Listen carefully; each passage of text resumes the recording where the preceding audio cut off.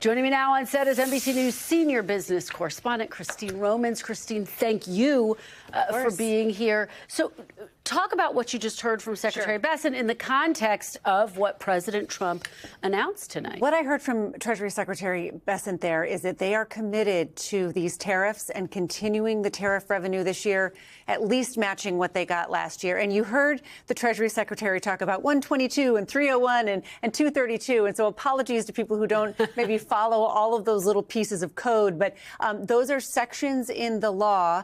And Section 301, those are tariffs that can be used to address unfair trade practices. And Section 232, that's for national security. And this administration has used both of those tools before. Section 122, they're allowed to put on up to 15% tariffs for 150 days. Then you need Congress. What you're hearing the Treasury Secretary say is we have these other tools, those other little numbers that we can use and have used before. With a little bit of preparation, we're going to be able to put those tariffs right back on. So they're basically saying we don't have to go to Congress. That's right. That's his argument. That's his argument. The Congress has already given them that authority, and it's a little more cumbersome, these other methods, but they've used them before and they'll use them again. And do you anticipate there will be more legal challenges? Absolutely. Absolutely. And you've already got Costco. You talked about FedEx. You've got other many companies who are saying that they would like to see their money back, that there were $133 billion of tariffs were illegally taken from these American companies, and they would like to have a refund. The president has said, of course, that he will fight in court until he has to give the money back. One of the things that I asked Secretary Bessent about, you and I have talked about, Republicans have said what they wanted to hear from President Trump tonight was for him to acknowledge that Americans do not yet feel as though the economy is working for them. Secretary Bessent didn't directly answer whether he thought that was accomplished tonight. How do you think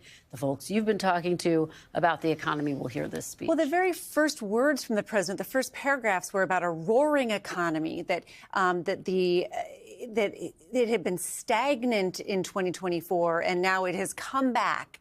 And I think when you talk to a lot of people, and certainly when you look at so many of these opinion polls, which I don't believe the president believes, people don't feel like it's a roaring economy right now. They still feel like they are not, the money just doesn't last the month.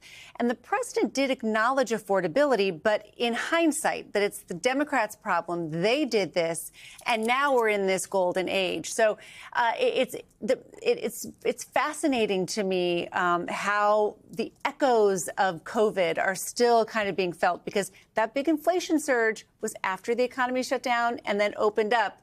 And now you've got prices today that are still much higher than they were 4 or 5 years ago. Yeah, and the question is, what will the argument be on the campaign trail? We know he's planning to be out on the campaign trail as if he is on the ballot, even though he's not. Christine, I thought it was notable. Secretary Bessent, I asked him about this new policy proposal that the president floated tonight, that the federal government would basically match Americans' input into their 401ks up to $1,000. How would they do it? He said through reconciliation. He said it's something they're going to move on in the next several weeks. What do you make of that? Devil's in the details. Yes. How complicated is it to actually enact something like that? It sounds like they're at the beginning of this process. And this again is an acknowledgement that Americans are chronically underfunded. The president said that there are some people who are making money in their 401ks with record high stock markets, and then you have millions of people who aren't. And this is a way to get people invested in the stock market. So it would be somehow matching kind of the same kind of retirement plans that are available for Congress and federal workers. So we'll see if they roll that out. I will say that at one point, the Google searches that were trending were the top 5 were all about these Trump accounts for babies. So what that tells me, between this acknowledgement about more money needs to be in 401ks and these baby Trump accounts, it tells me that people wanted something concrete. Where is the money? What are you doing for me? How am I going to be able to grow my family's finances? That was resonating with people. We thank you for watching. And remember, stay updated on breaking news and top stories on the NBC News app, or watch live on our YouTube channel.